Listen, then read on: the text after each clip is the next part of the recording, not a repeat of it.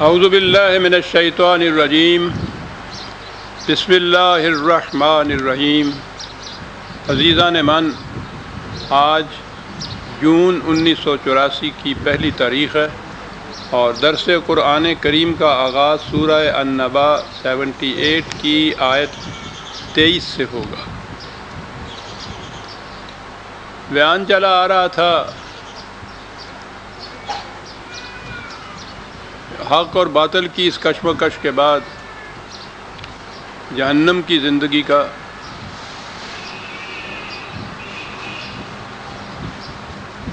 اور کہا یہ جا رہا تھا، جو میں نے متعدد درسوں میں جس کی وضاحت کی، کہ جہنم کے متعلق قرآن میں یہ چیز ہے کہ وہ آج بھی تمہارے گھات میں ہے، تمہیں چاروں طرف سے گھیرے ہوئے ہے، وہ تمہیں دیکھ رہی ہے، تم جہنم کی آگ میں جھلس رہے ہو۔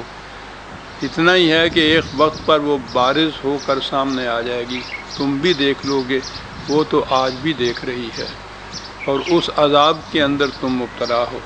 تو میں نے عرض کیا تھا اور بار بار یہ عرض کیا کہ قیامت کی یا مرنے کے بعد کی جنت اور دوزخ، جہنم، اس پر ہمارا ایمان ہے۔ قرآن نے جو اس کی تفصیلات بیان کی ہیں، شعور کی موجودہ سطح پر اس کی کنہ اور حقیقت سمجھ میں نہیں آ سکتی، وہ وہیں جا کر معلوم ہوگی۔ لیکن جنت اور جہنم اسی دنیا سے شروع ہو جاتی ہے، اور جیسا میں نے عرض کیا، جنت کا متعلق تو ہمیں پتہ نہیں ہے کہ ہم بد نصیب، کبھی اس کے نظارے سے آنکھیں ٹھنڈک ہی نہیں پہنچی ہمیں۔ جہنم کے متعلق تو ہم میں سے ہر ایک جہنم کے اندر زندگی بسر کر رہا ہے، بشرطے کہ اس کا احساس ہو کہ وہ کیا ہے۔ للطاغین مآبا، سرکشوں کا ٹھکانہ ہے، لابسین فیہا احقابا، اب وہاں رہیں گے وہ۔ پھر وہی بات آ گئی، کتنی مدت تک جہنم میں، کتنی مدت تک جنت کے اندر، مدت یا زمانہ یا ٹائم جو ہے، اس کا احساس، اس کا تعین بھی شعور کی اس سطح پر مختلف ہوگا آج کی سطح سے۔ میں نے عرض کیا کہ یہ چیزیں اگر وہ اس فلسفہ کے انداز سے دیکھی جائیں تو الگ چیز ہو جائے گی، لیکن اس کی ضرورت نہیں ہے۔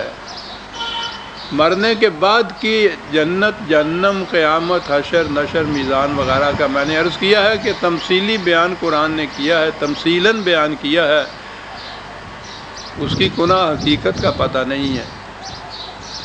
یہ جو ہے کب تک رہیں گے، کتنا عرصہ ہوگا، یہ ٹائم سے، زمانے سے، وقت سے متعلق ہے یہ چیز، اور وقت تو اس دنیا میں بھی شعور کے ساتھ بدل جاتا ہے۔ دن میں ہمیں پتہ ہوتا ہے کہ اب مثلا گھڑی ہے تو اتنے بجے ہیں، یا دوپہر آ گئی، یا سورج ڈھل گیا، زوال کا وقت ہو گیا، سورج غروب ہو گیا۔ جب سو جاتے ہیں تو سونے کے بعد اٹھنے کے وقت تک احساس ہی نہیں ہوتا ہمیں کہ وقت کتنا گزر گیا۔ تو وقت جو ہے وہ تو ہمارے شعور کے ساتھ جاگتا ہے۔ اگر شعور ہمارا کسی طرح سے سویا ہوا ہے، معطل ہے، تو اس دور میں تو وقت کا احساس ہی نہیں ہوتا۔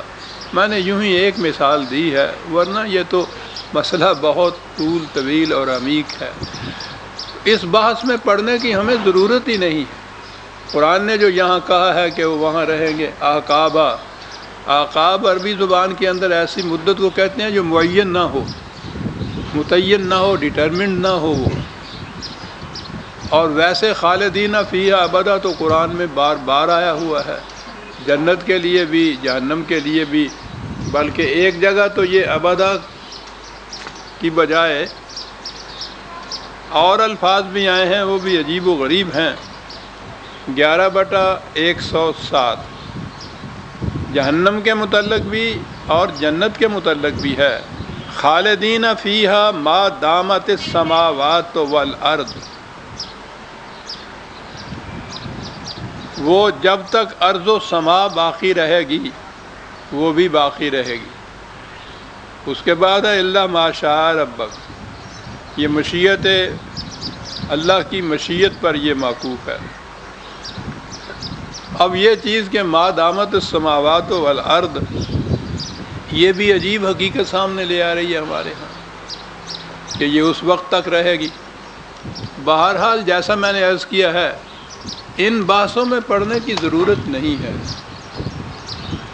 ہماری عملی زندگی سے اس کا تعلق نہیں ہے۔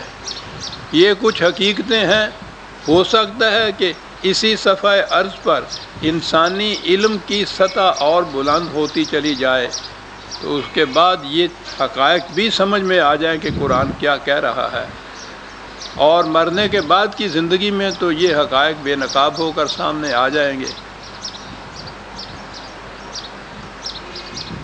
لیکن جیسا میں نے عرض کیا ہے، ان کا تعلق ہماری عملی زندگی سے نہیں ہے۔ ان کے اوپر تو یہ یقین، یہ ایمان کہ مرنے کے بعد زندگی ہے، اور اس دنیا کے اس زندگی کے جتنے بھی ہمارے اعمال ہیں ان کے نتائج سامنے آئیں گے۔ یہ ہے وہ ایمان جس کی آج ضرورت ہے کہ یہ حساب ضرور ہوگا، اور اسی پہ قانون مکافات عمل پر ساری عمارت اٹھتی ہے دین کی، اسلام کی، اور اس میں اسی دنیا کے اندر نہیں بلکہ مرنے کے بعد کی زندگی میں بھی یہ چیز جاری رہے گا سلسلہ۔ یہ ہے وہ ایمان جو لانا ہوتا ہے ہمیں۔ اس لیے یہ چیز کہ کتنا عرصہ ہوگا، کیسی کیفیت ہوگی، اس بحث میں پڑھنے کی ضرورت نہیں۔ ہماری صورت یہ ہے کہ اس بحث میں تو ہم یوں پڑھتے ہیں کہ جنت کے آبخوروں کے پیمانوں کے وہ تعداد بھی گنتے ہیں ہمارے ہاں، حوض کوثر کی لمبائی چوڑائی بھی گنتے ہیں، لیکن ہزار حیف نہ بینی قیامت موجود، جس قیامت میں سے گزر رہی ہے امت، وہ کسی کے سامنے نہیں ہوتی۔ یہ کوئی چھوٹا جہنم نہیں ہے کہ جس کے اندر ہم ہی نہیں، اس وقت تو بدقسمتی سے جتنی بھی مسلمان کہلانے والی قومیں ہیں دنیا کی، وہ ساری جہنم کے عذاب کے اندر مبتلا ہیں۔ اور یہاں اگر قرآن نے کہا تھا کہ وہ جہنم آپ بھی نظر آ جائے گا ان کے لیے کہ جو دیکھ سکیں، ہم اگر دیکھ سکیں تو ہم میں سے ایک ایک شخص جہنم کی زندگی گزار رہا ہے۔ وہ جہنم جس کے متعلق قرآن نے کہا کہ جس کی آگ کے شعلے دلوں کو لپیٹ لیا کرتے ہیں، جس کے انگار اقبال کے الفاظ میں انسان اپنے ساتھ اپنی پیٹھ پہ لاد کے لے کے جاتا ہے، وہاں انگارے نہیں ہوتے۔ انسان کے اپنے اعمال کی ہی یہ تپش ہے جس کے اندر یہ جھلستا ہے، جلتا ہے۔ بہرحال کسی کی تو نہیں ہے، ہم سب پہ یہ وارداتیں آتی ہیں۔ سوچئے صحیح، حسد کی آگ کبھی آپ نے سوچی ہے؟ سب کچھ میسر ہے، جس کی وجہ سے زندگی کو بڑا خوشگوار بن جانا چاہیے تھا، لیکن ایک حسد ہے کہ اسے اتنا زیادہ ملا ہے، مجھے کیوں نہیں ملا۔ وہ جتنا کچھ ملا ہوا ہوتا ہے وہ جہنم کا انگارے بن جاتی ہے۔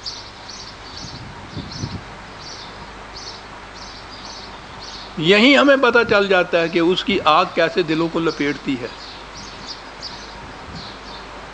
اسے چین ہی نہیں پڑتی۔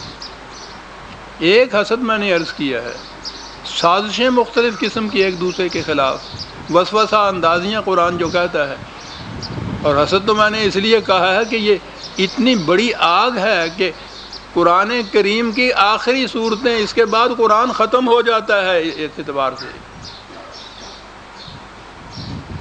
خدا سے پناہ مانگنا جو اس نے کہا، کس کس سے پناہ مانگی جائے؟ حسد کرنے والے سے، وسوسہ اندازی کرنے والوں سے۔ تو یہ تو وہ جہنم ہے جو یہاں کریٹ ہو جاتا ہے۔ پھر وہ جو جہنم کے اس نے بتایا ہے، انسانوں کا محکوم، جہنم کا داروغہ، مالک، ماسٹر، یہ اس کے غلام اور وہ آقا۔ پھر جہنم کے اندر کی جو کیفیات، لا یذوقون فیہا بردم ولا شرابا الا حمیم وغساقا،